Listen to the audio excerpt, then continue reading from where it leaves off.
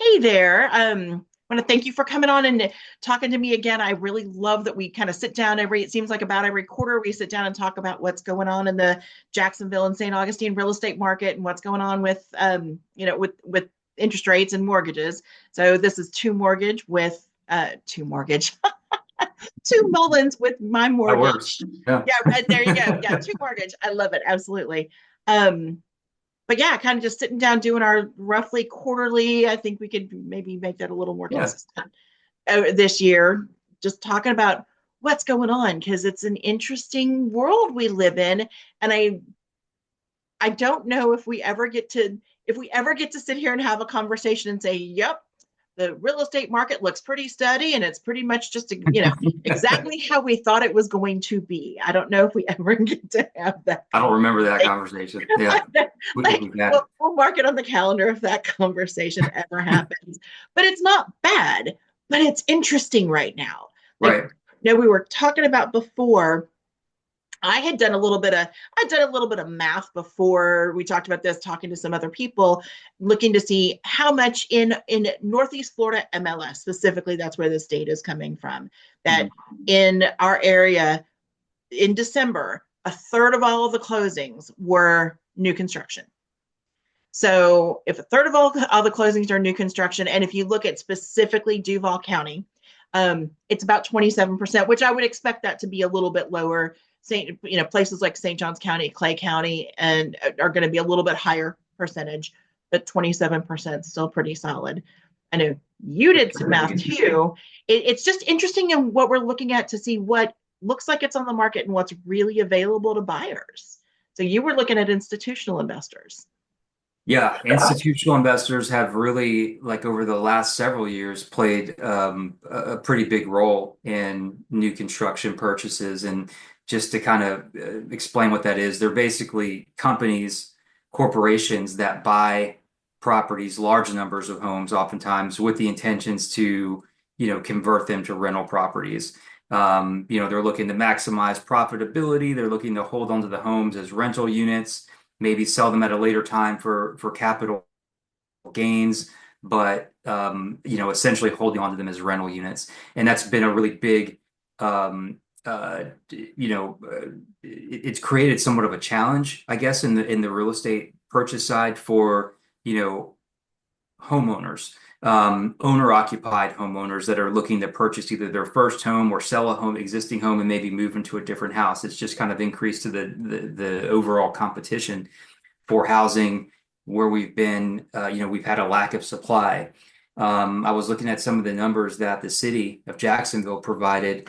Just in looking at some of the strains that it's placed on housing in Jacksonville, and I went back, going back all the way to 2015, and institutional investors, they, in the year 2015, of all single family homes sold in Duval County, accounted for 15% of those sales. And we're talking about close to, right around 20,000 single family home purchases that year. But if you fast forward up to 2022, that number increased to 30% of the purchase volume of single family homes. And you and I know both remember what 2022 looked like and how competitive or hyper competitive the market felt at times. And a lot of people were looking for housing on a personal level. We had a lot of people that were relocating here from other states. But at the same time, you had that going on in the background, and you had bidding wars, and people looking to offer more than what was being asked, and a lot of cash transactions, and a lot of that was coming from companies like this. Oh yeah, right. Yes, absolutely. And as a realtor working in that time, I know that I would put a property on the market and I would expect if I got six offers on a property, which was not unreasonable, which would, back in that time was fairly common. At least two of those were going to be institutional buyers. Right. And they may be looking for a deal. I don't know what they were, half the time I'm like, okay, great. Thank you for writing that up. So now I have to deal with the crazy that you just, like one more thing that it wasn't going to go anywhere and you could have just called me. Um, but Right. but And yeah, I mean, a good competing percentage with of them. buyers, a lot of them were competing with buyers at home prices that you typically don't see large numbers of cash purchases, Right. at or below median purchase. In the mortgage world, a lot of times it's more closer to the luxury level that you start to see more cash come into the picture. And the majority of homes, in that space are being or not being financed, or maybe it's a 50-50 type of split. Right. But what we saw that I thought was interesting then was that you saw higher and higher numbers of homes being sold at or below median prices being sold for cash transactions, which kind Yes. of drew a line back to these institutional investors. Oh yeah, about a third of our transactions back then were, I mean, I kind of roughly tell people it's like a third were cash, a third Mm. were high down payment conventional, and then you had another third that made up your FHA and VA buyers. But when people come to me and go, yeah, but the foreclosures are coming because things are shifting. Um, that's one of the reasons I tell people that's not true. Two-thirds of all the deals that were done back then, like you just don't foreclose on equity. It doesn't happen. Right. And we're talking either cash or like such massive down payments that there's so much equity there. The foreclosures, well, we'll always see a slight fluctuation in those numbers. We're not anticipating a mass influx of foreclosures. Like if any buyers that are sitting around waiting for that to affect the market like it did in 2008 better not be holding their breath because it's not happening. It would be a while. Yeah. Yeah. Well, and probably never. I mean, we'll never say never, but we're never likely to see another in our lifetimes, another situation like 2008. I don't think.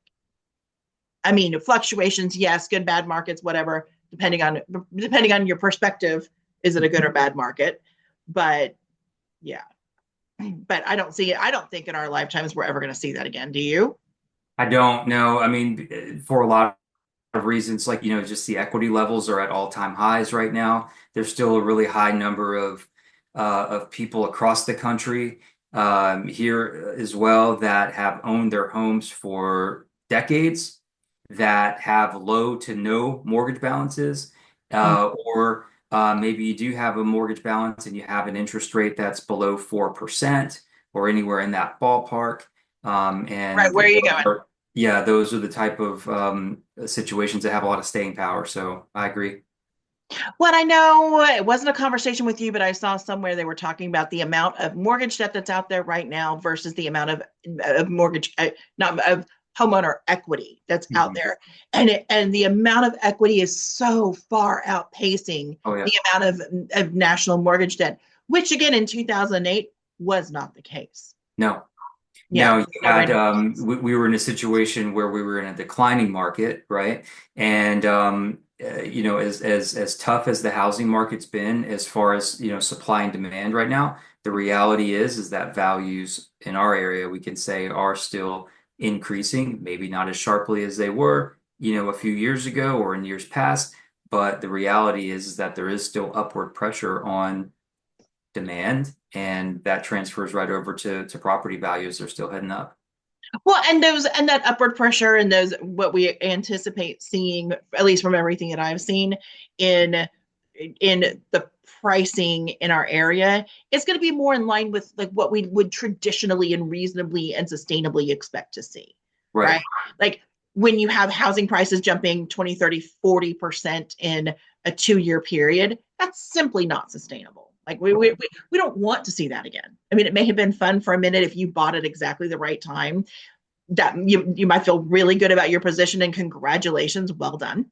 Um, but for most people, it priced them out of the housing market. Now we can start to normalize, right?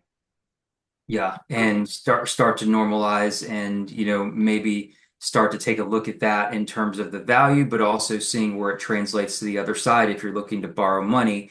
And that was part of the challenge that was another challenge presented, since 2022, is that the interest rate environment that we've been in hasn't been the most conducive, to help purchase or help new buyers come into the market. It's been really challenging. There's a lot of ways to help first time buyers, but um, what it all comes back to a lot of times is looking at the market and seeing where we're at. So we know that we've been in this interest rate environment for a few years now. That we're out of what was historic lows, all-time lows that lasted I'm, about a decade, yeah, and that were in my opinion, and you're the expert, but I like at some point two a two in front of your mortgage rate is just irresponsible. Like that's, and I mean, like, again, congratulations if you were the one that got that mortgage. I don't mean irresponsible from the buyer perspective. I mean, like, congratulations, well done. Never, yeah, like awesome.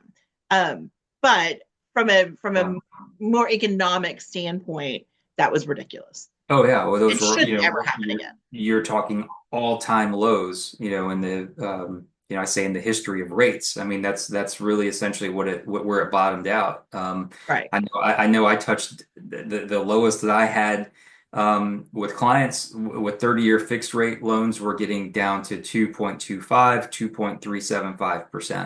2.375%. Which yeah, full on congratulations. That's great. You've secured really what is essentially, what it comes down to is, securing affordable housing at its fine. That doesn't get much more affordable than owning your own home than that.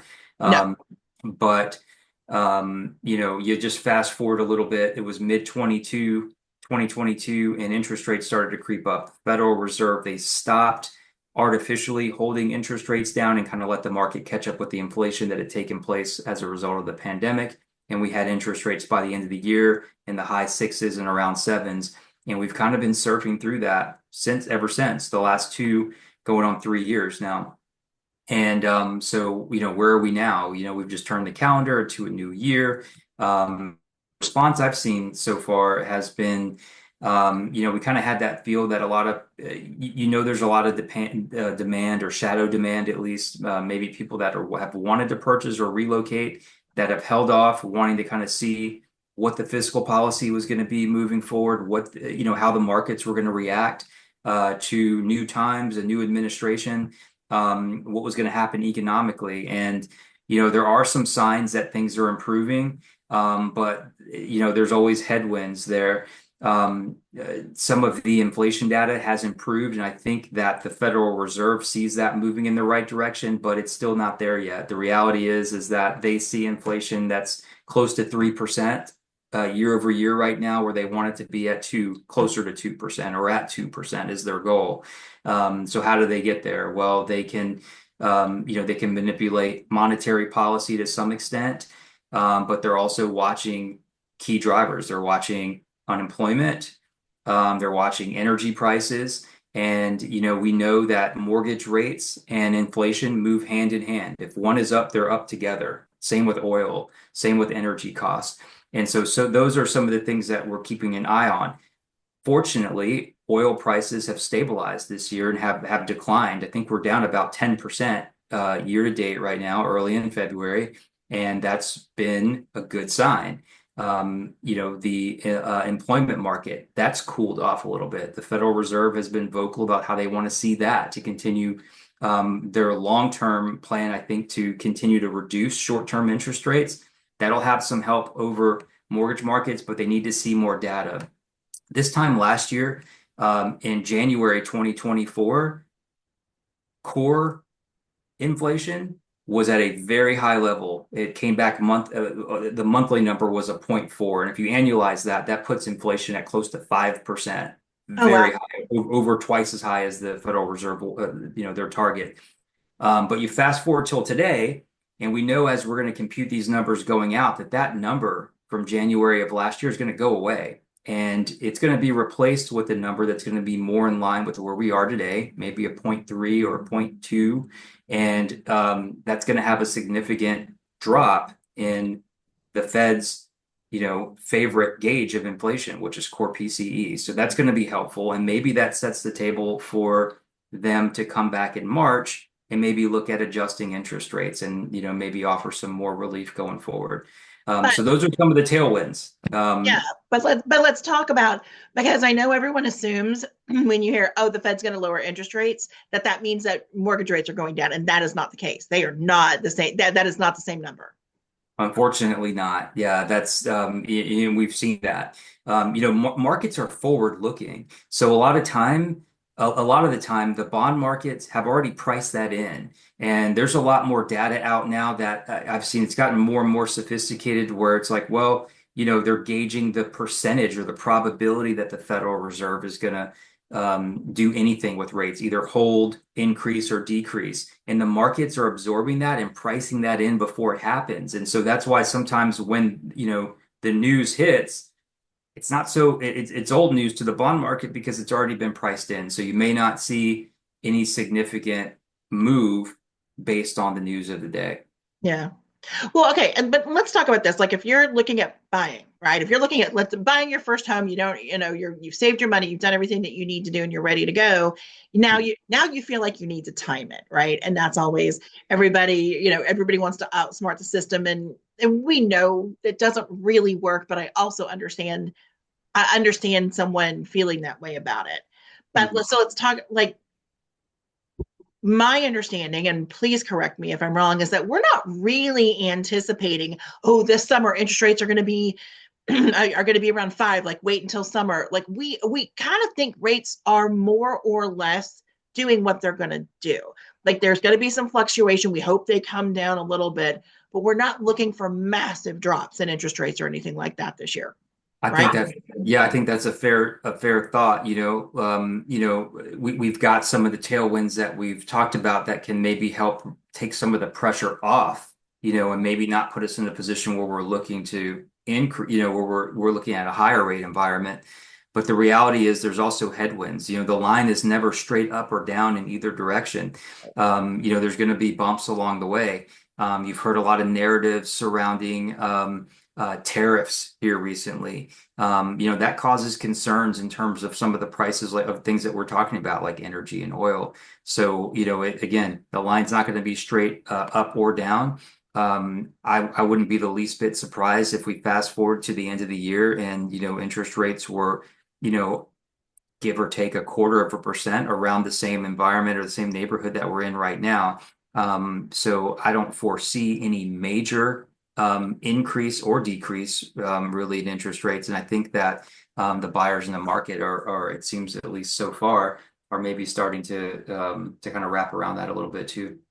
Yeah, which is good. I mean, it's just time. It's like if you're ready to buy a house, if it makes sense for your life and your family, and it's time for you to do that, Yeah. waiting for an event that may or may not happen. We're not looking for massive triggers where we think this is going to where we think the Fed's just going to cut them so much, and and where this is the environment that you're buying in, and you just have to kind of assume that that's where we are, right? Correct. Yeah, and we can use all that information to make the best decisions possible about timing, interest rate locks, and looking at scenarios in terms of, how long we're going to lock. But you're right, someone's personal situation, I mean, it may not fit into that. If the military says, hey, this is moving day, orders, we're going to PCS from California to Florida on this date for this reason at this time, then, we have to work around that. So, we're using all the other data and all the fundamental things around that to help make the best decisions to help,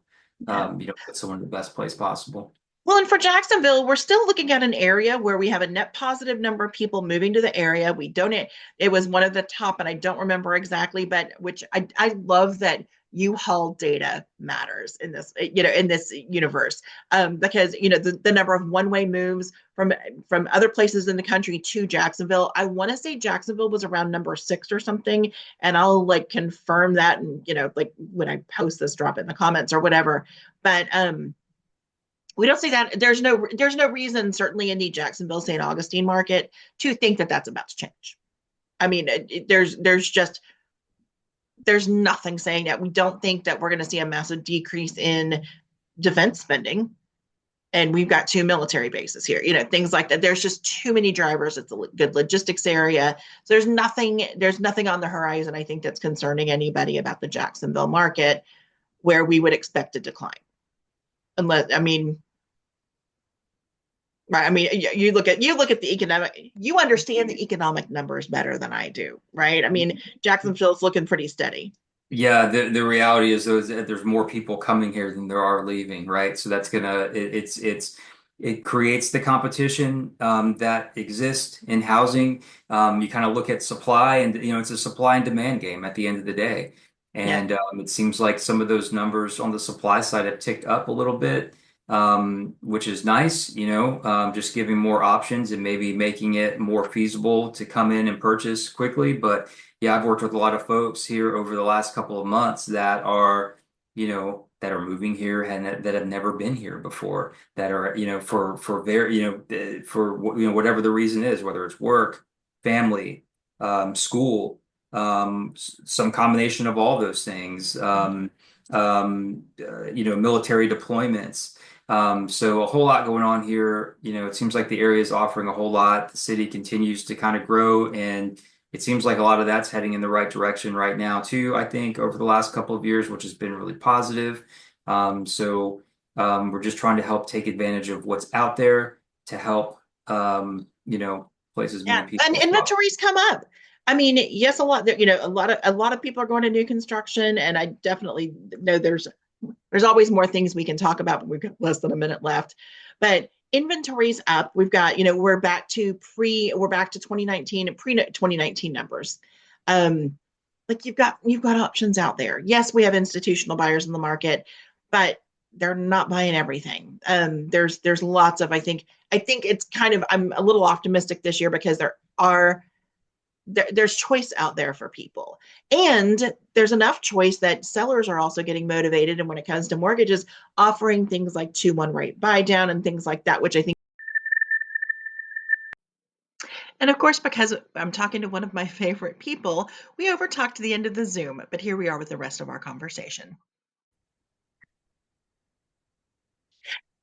And true to form, you and I can talk for forever, and we overtalked the amount of time we had on the Zoom. There So you go. when we got cut off, we were talking about, because and as we talked about at the beginning, about a third of everything, about a third of the sales are new construction. And what that means for me as a realtor, what that means to sellers is that with that, that is competition for them. And one of the things that they're doing to make their new construction more attractive to buyers is buying down rates.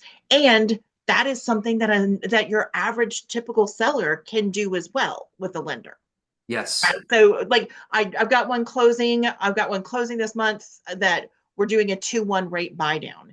Okay. And talk a little bit about what that looks like, because I don't think I can say that on MLS. There's not a great way to market that, at least, with the tools that we're given as realtors.